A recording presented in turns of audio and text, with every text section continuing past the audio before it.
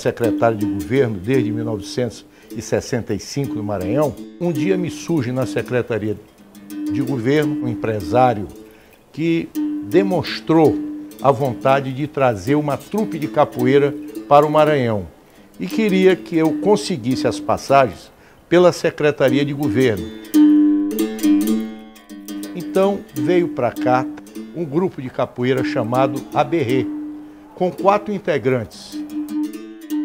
Canjiquinha, que era o grande mestre, Vitor Careca, Brasília e Anselmo Barnabé Rodrigues, o nosso conhecidíssimo Sapo. Deram uma demonstração no salão principal do Palácio dos Leões e se exibiram também num dos estádios de futebol da capital. Esse evento foi muito aplaudido. Nós pensamos em ficar com um desses capoeiristas aqui no Maranhão e assim foi feito. Mestre Sapo criou a Escola de Capoeira Angola. O baiano voltou, indicado pelo mestre Canjiquinha e a pedido de um admirador que, como tantos, havia ficado encantado com a arte da capoeiragem. Ele montou uma escolinha, desenvolveu um trabalho muito eficiente. Cláudio Vaz Alemão foi um dos incentivadores. Sapo era um excelente capoeirista, de alto nível. Nós fomos ter a primeira demonstração por causa dele. Tanto que nós não tínhamos nossa escolinha. E ele era um cara que valorizava isso como nunca. Ele passou a ser um professor, teve a escolinha dele e o Maranhão deve a ele. Capoeira do Maranhão chama Sapo. A capoeira tem 2 momentos.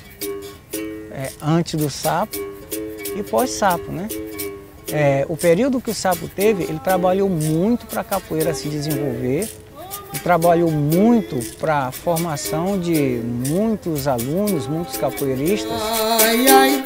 Eu comecei a treinar capoeira, começava a treinar capoeira no fundo dos quintais, né? Depois tinha a roda na rua, a gente ia avaliar na rua. Depois o Sapo chegou, foi botando indumentária, colocou capoeira nos Jogos Escolares maranhenses e foram para outros torneios. Sapo foi o cara que deu outra cara para a capoeira.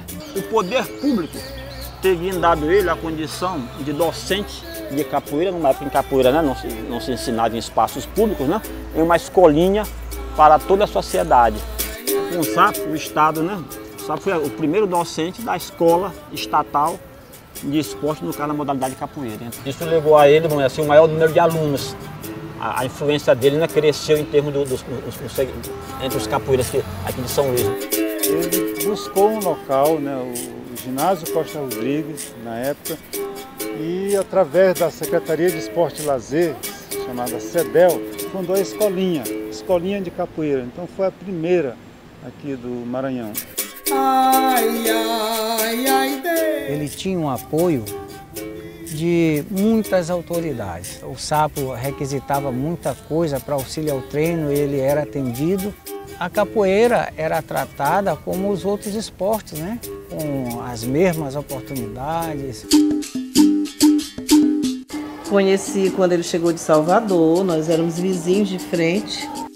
E lá começou uma amizade entre nós, que depois transformou-se em namoro.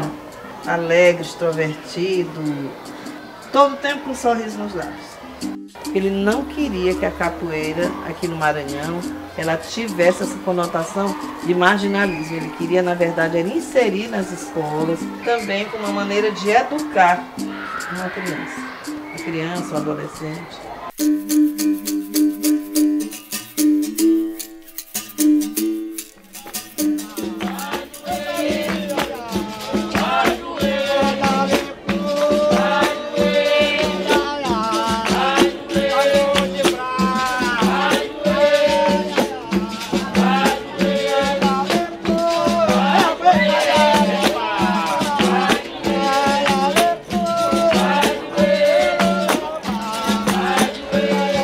O Sapo não gostava que tivesse as rodas na rua. Quando ele sabia que eu ia na roda, ele brigava comigo, porque ele era contra a história das rodas. Olha, essas rodas de rua, ele não aprovava, né? Ele não aprovava. Aí quando ele sabia, ele me ligava de açougueiro. Aí tem uma roda lá na Praça Santo Antônio, nós vamos ter que ir lá. Aí ele já sabia, né, que era para acabar a roda, né?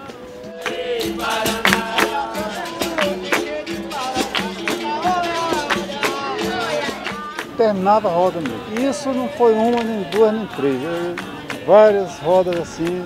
Hoje eu me pergunto por que eu fazia isso nessa época, né? De tudo, né? Quando ele participava das rodas, era no intuito de ele levava uma outra pessoa com ele para fazer a compra do jogo, não no intuito de acabar, mas para disciplinar. Quando a roda não tinha muita essência, ele acabava mesmo. E só ele mesmo que comandava, então ele não gostava de certas coisas, ele proibia. Ele, como tinha um certo conhecimento, não aceitava umas certas coisas. Era isso que era o problema dele. Ele sempre procurou zelar o que ele gostava, que é a capoeira.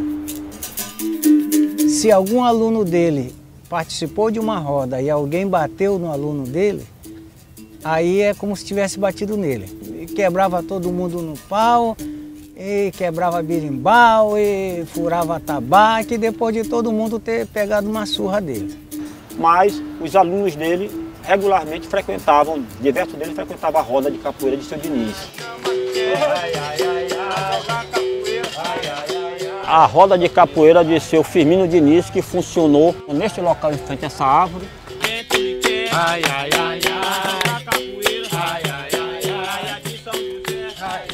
Nesse local aqui, inclusive, eu via por uma única vez só o mestre Sapo participar.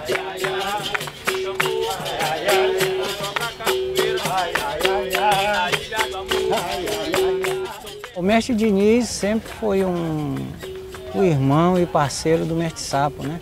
Nessa jornada. O Diniz ele teve uma particularidade, que até houve uma certa discordância com o mestre Sapo, porque o Diniz queria fazer apresentações, queria divulgar mais a capoeira. Então ele convidava alguns alunos de Sapo para fazer apresentações e eu participava. O ponto de convergência era a roda de capoeira de seu Diniz, ele era a pessoa que aglutinava. A capoeira em São Luís deve bastante a seu Firmino Diniz.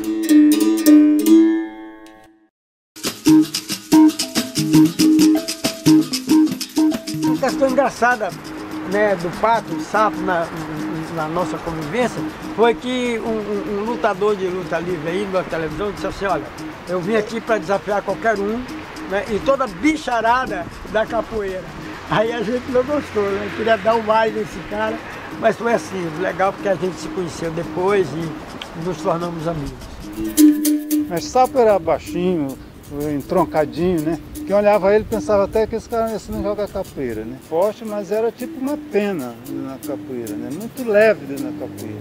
E ele era destemido, para ele não poderia ter 3 metros de altura e ele encarava mesmo. E geralmente se dava muito bem nas investidas dele, né? Uma pessoa mesmo armada, era difícil de se aproximar do mestre Sapo se ele tivesse se sentindo em xeque. Alunos dele, acho que poucos chegaram lá na proximidade da capoeira que ele desenvolvia. Capoeira inteligente, hábil, rápida. Ele era muito bom nisso, né? Ele era boxeador, então ele tinha mesmo essa ginga, né, de boxeador, ele era forte, sim, ensinava isso pra gente também, a ginga. Mas sem dúvida nessa época, o mestre Sapo era a referência mais importante da capoeira na cidade. Havia talvez alguns capoeiristas que haviam aprendido capoeira em outro lugar, mas se não quase todos os outros capoeiristas, de uma maneira ou outra, haviam sido alunos de mestre Sapo. Mesmo se eles não continuassem treinando com ele então era a referência principal da capoeira. E ele sabia disso.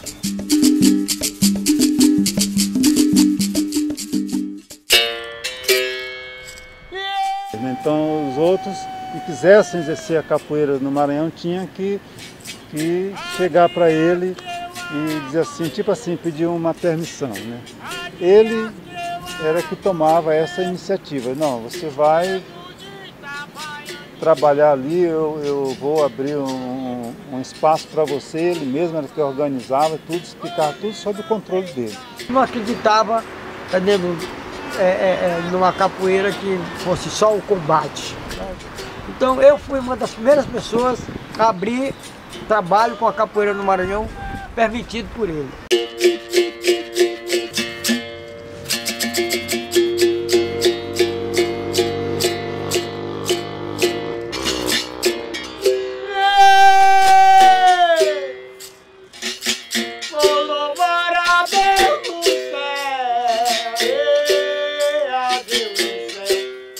Para falar de capoeira hoje, no Maranhão, se não falar de sapo, não está falando da capoeira, porque hoje todos os mestres que tem hoje, a maioria aqui no Maranhão, antes de sapo, já foram. Isso que estão da época de sapo para cá, se não falar de sapo, não está falando de capoeira do Maranhão, né? Porque sapo, como eu disse, foi o cara de suma importância para a capoeira, na minha vida e na vida de muita gente.